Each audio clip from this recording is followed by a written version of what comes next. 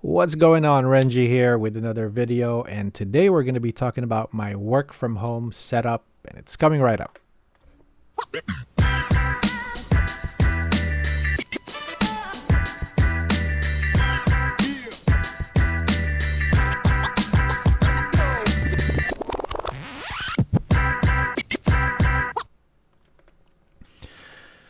So I do Zoom meetings a lot, and almost after every Zoom meeting, I get a question. How do you get your screen, your video so crisp and clear? Because everybody's using webcam, right? Everybody's using the built-in webcams on their laptops or if they're on their iPhones, which as is, it does not it's not super clear. You get sometimes it's hazy, and a lot of it also has to do with the existing lighting, the lighting conditions and where you're at. So what we're going to go over today is my entire setup. I'm going to go over the hardware that I use and the software, and basically how we can make your video, your Zoom video, look like this, where it's just nice and crisp, right? So one of the things we're going to talk about is the video first, right? So as with any Zoom meeting or any video presentation, video is 50%, audio is 50%, right? So we're going to talk about video first. How do I get my video as crisp as this? Well, it has to do with, one is the camera. I don't use the webcam that's built in to my computer. I actually use it's a point and shoot, but it's a high quality point and shoot. It's a Sony ZV-1. So I'm gonna change camera right now so you guys can see my entire setup. Sorry, not that one. So this is my entire setup. As you can see, I am in my bedroom, and I occupy maybe a 6 feet by 4 feet area. And this is my desk. I'm running everything through an iMac. And this is the camera that I'm talking about. This is the Canon, or Sony, not the Canon, Sony ZV-1, that runs an HDMI cable going straight to a capture card. See that red light, the white light right there? That's a capture card plugged into USB, and that allows that turns any HDMI source to a webcam, and that's why this is like really nice and clear and crisp, right? Second part of the video, apart from the camera, is the lighting setup. Most of us, if we're just at home, we rely on the existing lighting, whether you're in your bedroom or your office, the existing lighting, or if you're near a window, which you'll have a nice natural light. So if you notice, I keep my curtains closed all the time, right? That means I want consistent lighting. I don't want lighting to change whenever it's bright or dark outside. So I have custom lighting as well. So I actually use 3 lights, right? As you can see, this is a pair of Dasny LED lights. These are fairly inexpensive lights. I think they're $100 something, like $130 a piece from Amazon. But it's a nice, it's a good size light. I think it's about 12 inch, maybe about 12 inch by 12 by 10. So it gives you a nice even lighting, and I'm not even using the full, and it comes with remote, right? So I'm gonna turn one off. Oh, okay, it's not turning off. Okay, that's off, and this is off. And I have a third light. If you can see, that's the one right here, which is a kicker light. All right. So I have the main light, the key light, which is this one, and then I have a fill light. So if I just use the key light, you can see there's still a lot of shadows. So I have a filler light on the other side, which kind of fills it in. Um, and the kicker light actually gives you a nice highlight on the side, so you're not blending in the background. So I'm going to show you guys without the key light. So this is with the key light, without the key light. So you see the difference, how if it's just the two lights, the side gets really dark. So we always want the key light adds, or the kicker. Sorry, now I shouldn't say key light.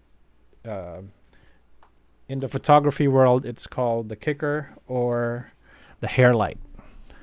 So you can see it kind of highlights my hair a little bit in the side, and it gives a nice highlight on the face. So one of the advantages that I have is that I was a professional photographer from 2008 to 2016, so I do have some knowledge when it comes to lighting. But this is not something you have to really learn. I mean, the key is, do you like how you look on camera, right? So some people think light is just to illuminate your subject, which is for the most part true. But in photography, and I was doing wedding photography, we actually use light to shape the objects, right? So we want our subjects to be as flattering as possible, and we want to hide stuff that's not flattering, and you can use light to do that. Either light it or apply less light, so the shadows can take over. So I'm not going to go over a photography lighting session today, but I was just explaining that you can use light to shape it. So light, for example, I have a wide face, right? So I need to make sure that I can see, and I don't have a jawline. I have a jowl, right? So by having some light and then darker on this side, I can actually somewhat shape my jaw, right? And that's one of the techniques that we use, so you look better on camera. So now, is this really necessary for Zoom meetings? It may be overkill, but as an educator, as someone who's in a lot of meetings and not always, but for almost always presenting, I do host webinars, and I do teach business and technology. So when I have a webinar, I would like my students or my attendees to focus on the content, right? So if your video or your audio is just poor quality and distracting, it detracts their attention from the meat of what you're saying, of your content. So by having a nice video and crisp audio, they can focus on the content, and they can learn, which is why they came to see you in the first place. But if you're someone that only watches, that doesn't always participate on Zoom meetings or webinars, maybe it's overkill. But again, it's nice to have a good quality audio and video setup. Now let's talk about audio, right? Like I said earlier, audio is 50% of the presentation. So you want to make it clear. You want to make sure that your voice is actually coming out clear on the other side. And that's why I use this USB microphone, where it does a pretty good job on killing a lot of the ambient noise. So you're only hearing my voice, right? Again, it adds to the quality of your presentation, because if I'm like 2 feet away from my iMac and I just use the iMac built-in microphone, it tends to pick up a lot of the ambient noise. So I have a fan right here that's running. I don't know if you can see it, but I do have a little USB fan right here. So it's not loud, but you can, you can hear the ambient noise. Um, so having a mic like really close to my mouth, it helps a lot in conveying my message to you as my listener. Um, and next is software, right? I use this app called Ecamm Live. So Ecamm Live is it's actually a broadcasting software. It's usually mostly used by streamers, right? So if you want to do a live stream to YouTube or Facebook or Periscope, then or other streaming platforms, Twitch, whatever, then this allows you to have like effects and then real time production quality effects. So, for example, I'm able to switch cameras just like that, right? I'm able to switch to a different animated backdrop since you probably noticed that I'm running a green screen. So I have this green screen right here, and this is just a wallpaper that I bought from Amazon. And this is better than using the built-in virtual green screen because it does a better job cutting you out from the background. So this software, anyway, back to the software. This software allows you to kind of do these things, right? So, for example, by playing my intro, I just have to hit the button. I don't have to do a lot of post-processing or editing after I shoot the video.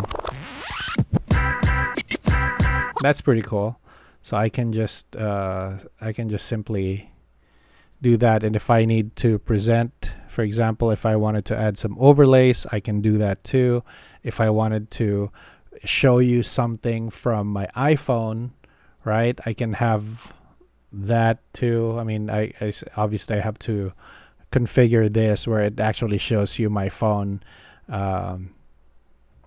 Anyway, those are just some of the cool things that that the software can do. So the software, I think it's $22 a month subscription. So I paid for the whole year, which is about $240. But as you can see, it allows for a nice broadcast, and it's quick. You can do screen share. If I wanted to share my screen, I just hit it, and then I can go through. Oh, this is the stuff, right?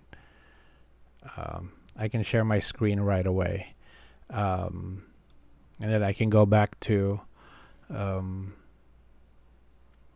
main camera, or like you can compose however you want. So basically I can move this around if I want, and I can make my green screen kind of disappear, and I can make everything transparent. So depending on the type of broadcast that you want to do, you can configure this to whatever suits you, and you can use overlays, and there's just a whole bunch of things you can do with the software. Again, is it necessary? I don't think so. I'm just a nerd, and I love playing with technologies like this.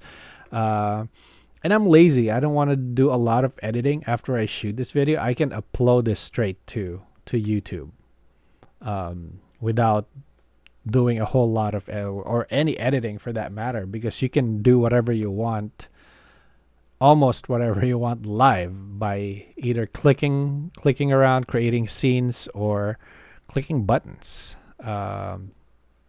which is pretty cool too. Anyway, I hope this is helpful. I'm gonna put links of the hardware on the description below somewhere, and so you can go check it out. I think everything here is pretty much from Amazon.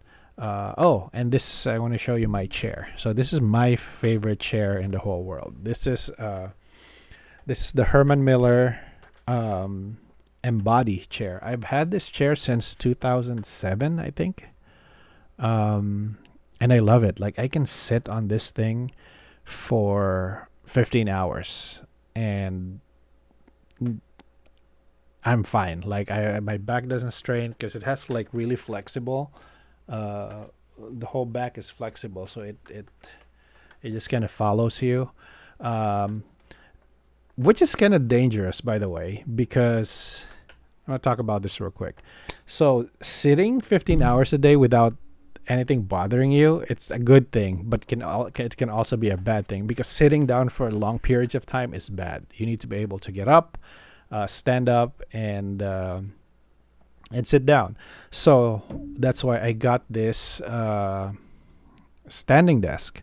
So this is a motorized desk where I can just hit a button and it's gonna go back and it's gonna come up.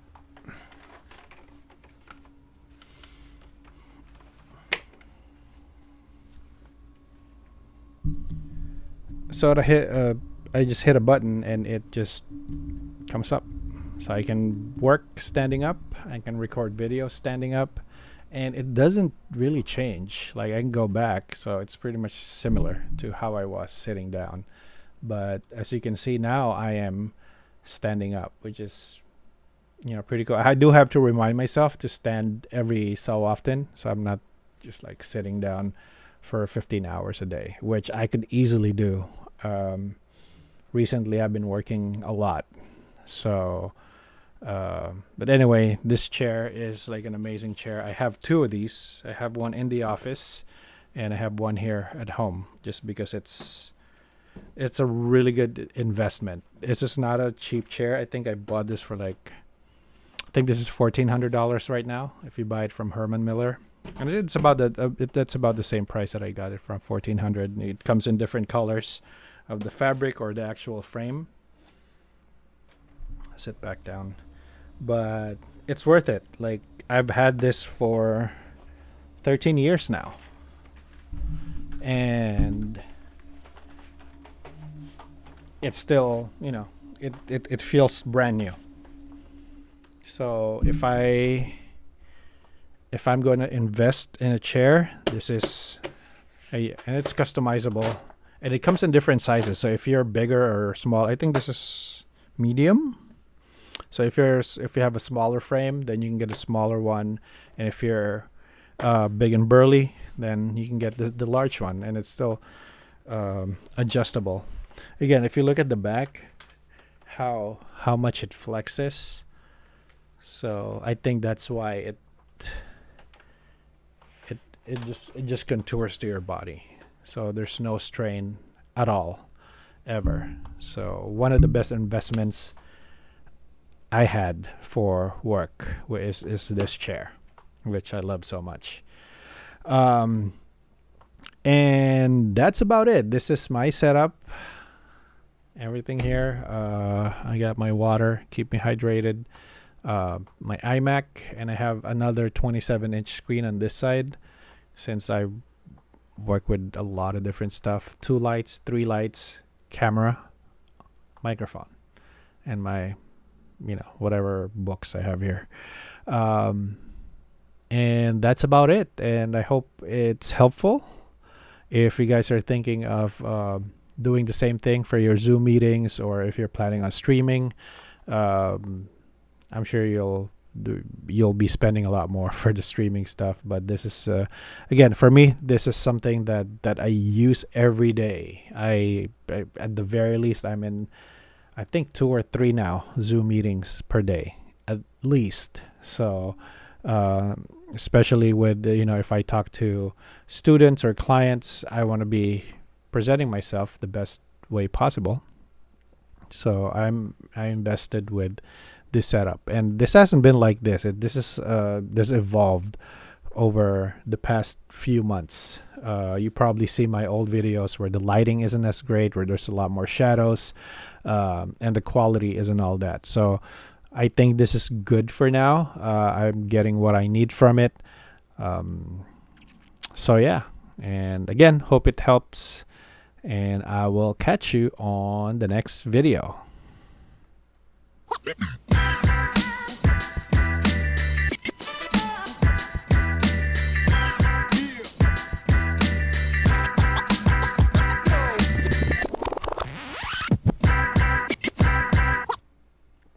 Oh, by the way, if you're new to this channel, please hit subscribe or like on YouTube.